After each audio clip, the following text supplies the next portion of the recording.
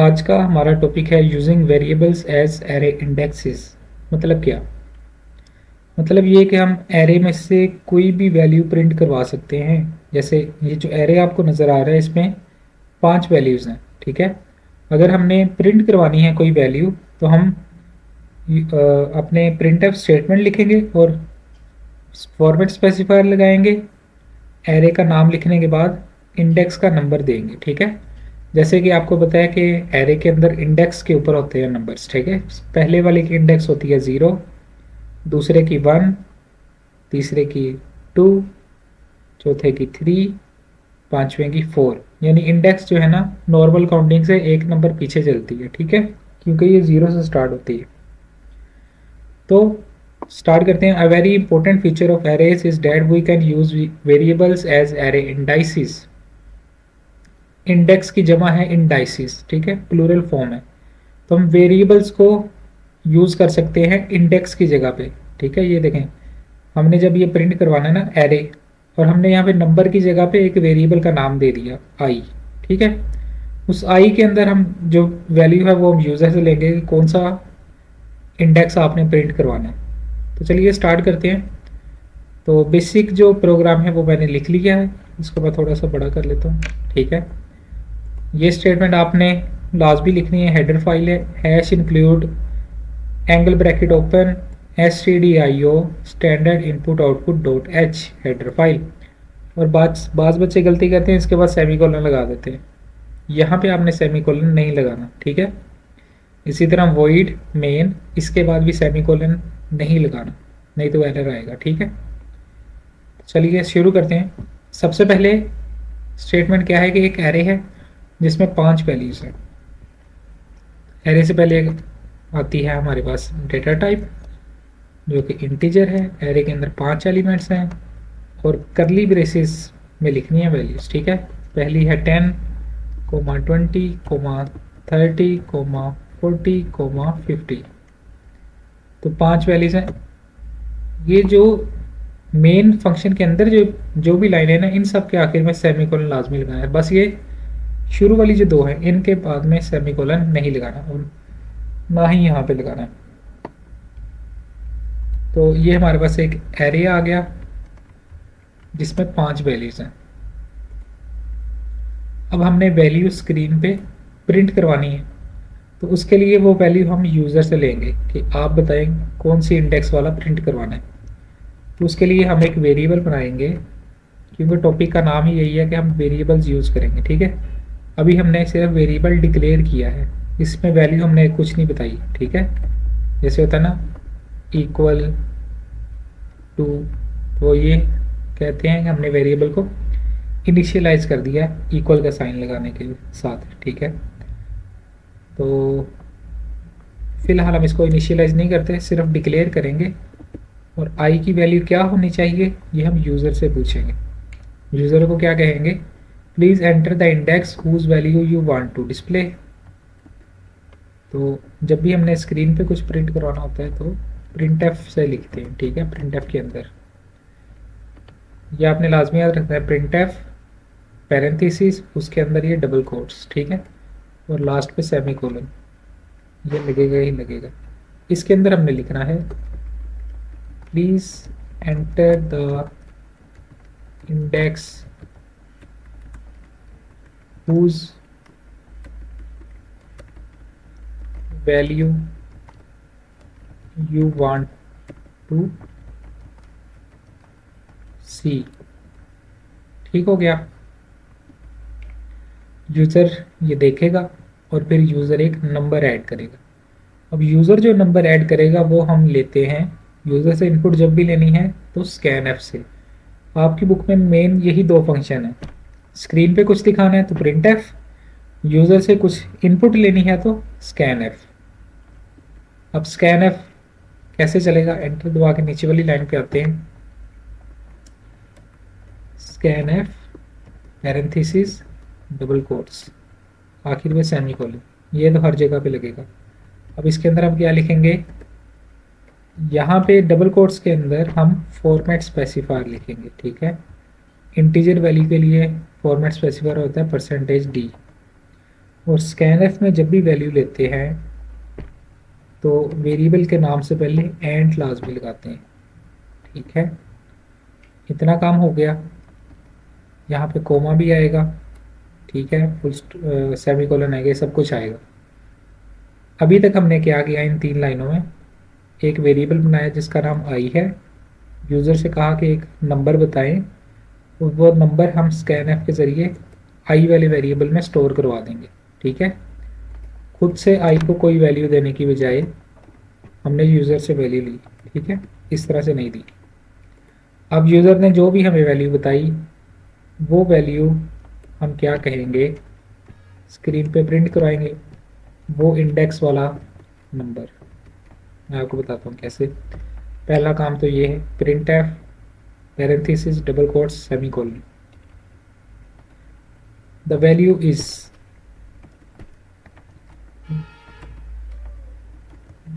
The value is. अब हमने जो भी वैल्यू बतानी है, आपको ये पिछले दफ़ा से पता होगा कि हम फॉर्मेट स्पेसिफायर लगाएंगे और फिर बताएंगे जो एरे है उसमें से कौन सी इंडेक्स आई वाली।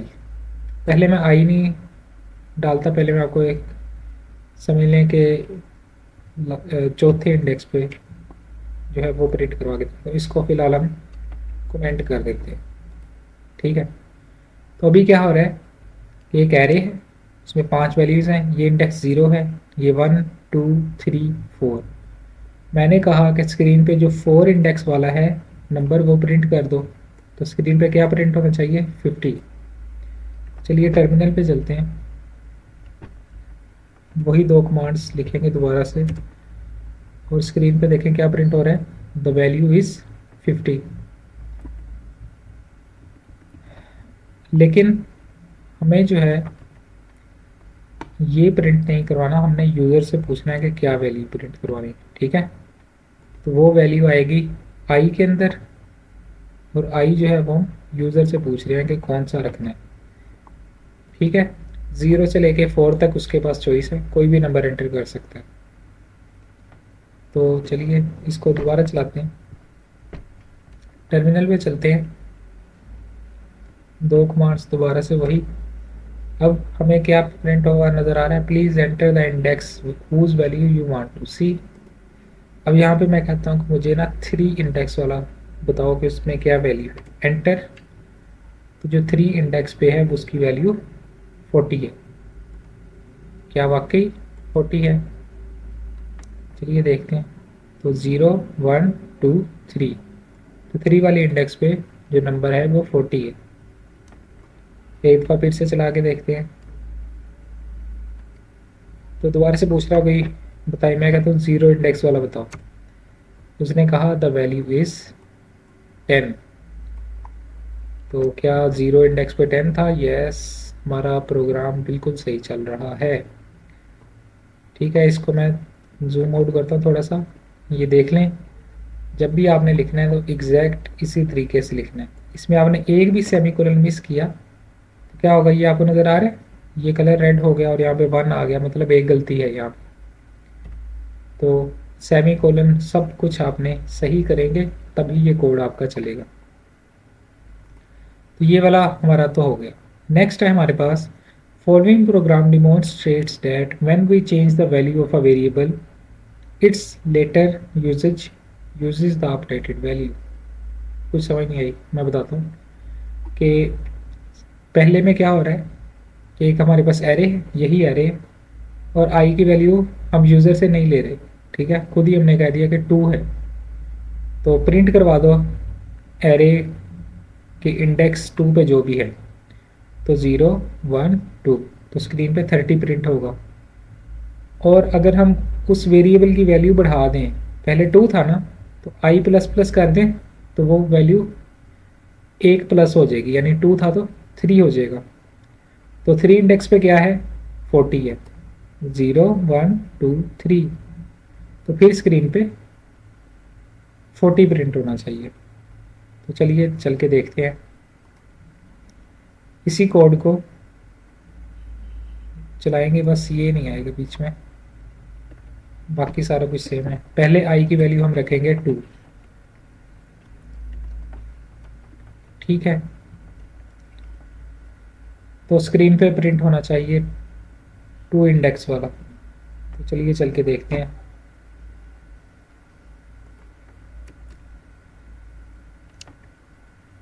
टर्मिनल पे जाते हैं, नया टर्मिनल ओपन करते हैं, दोबारा से 2 कमांड्स वही वाली रन करते हैं। तो जो एरे की इंडेक्स 2 पर नंबर था वो प्रिंट हो गया, ठीक है। 0 1 2, तो 2 पे क्या था 30। आपकी बुक में ये टेक्स्ट नहीं लिखा हुआ तो इसको मैं रिमूव कर देता हूँ, खाली बस नंबर ही प्रिंट होगा, ठीक है। तो द वैल्यू इज़ नहीं आएगा, बस खाली नंबर आएगा। तो 30, यहाँ तक ठीक है। अब यहाँ तक तो आपने पहले वाले प्रोग्राम में भी देख लिया। इसमें नया क्या है कि वो कह रहा है that when we change the value of variable its later usage also update the value। मतलब क्या, पहले i की वैल्यू 2 थी, अगर हम i की वैल्यू इस लाइन के बाद चेंज कर दें तो जो प्रिंट होने वाली वैल्यू है वो भी चेंज हो जाएगी, अपडेट हो जाएगी खुद ब खुद, उसका सॉफ्टवेयर अपडेट हो जाएगा। ये तो आपने सुना है ना, सॉफ्टवेयर अपडेट होता है जैसे, तो ये भी सॉफ्टवेयर अपडेट हो जाएगा। तो चलिए चल के देखते हैं। तो वही वाला वेरिएबल है, इसलिए दोबारा से डिक्लेयर नहीं करेंगे। आई प्लस प्लस लिखा है, आई प्लस प्लस का मतलब क्या है मैं आपको बताता हूँ। इसका मतलब ये है कि आई की वैल्यू जो थी पहले से, उसमें क्या प्लस कर दो 1। तो आई की वैल्यू पहले क्या थी 2 थी ना ऊपर, तो 2 + 1 क्या हो जाएगा 3। तो ये शॉर्टकट है आई प्लस प्लस जो है, ठीक है। प्लस प्लस करने के बाद क्या करो, यही वाली लाइन दोबारा चला दो, ठीक है। इसमें एक मसला आएगा, वो मैं बताता हूँ क्या है। तो टर्मिनल पे चलते हैं। तो अब क्या प्रिंट हो रहा है, पहले 30 उसके बाद 40। अब ये ना दोनों साथ साथ चिपक गई है वैल्यूज़, ठीक है। तो इसके लिए जो एक चीज़ होती है हमारे पास वो है न्यू नेक्स्ट लाइन ऑपरेटर। ये आपको पहले से पता होगा, \n। अगर आपने बुक थोड़ी सी ध्यान से पढ़ी हो तो। साइज इसका बड़ा कर देता हूँ दोबारा से। तो टर्मिनल पे दोबारा चलते हैं। अब देखें 30 एक लाइन में आया और 40 नेक्स्ट लाइन में आया, ठीक है। ये जो \n का ये वाला जो ऑपरेटर है ना, ये न्यू लाइन के लिए होता है, ठीक है। कि ये जो आगे प्रिंट करने लगे हो ये न्यू लाइन पे आना चाहिए। तो अब आपका ये दोनों प्रोग्राम उम्मीद करता हूँ कि आपको समझ आए होंगे। अगली लेक्चर में हम देखेंगे कि लूप्स किस तरह से चलते हैं, कितनी तरह के लूप होते हैं और किस तरह से हम इनको लिखेंगे कोड के अंदर। तो that's it for today, thanks for watching.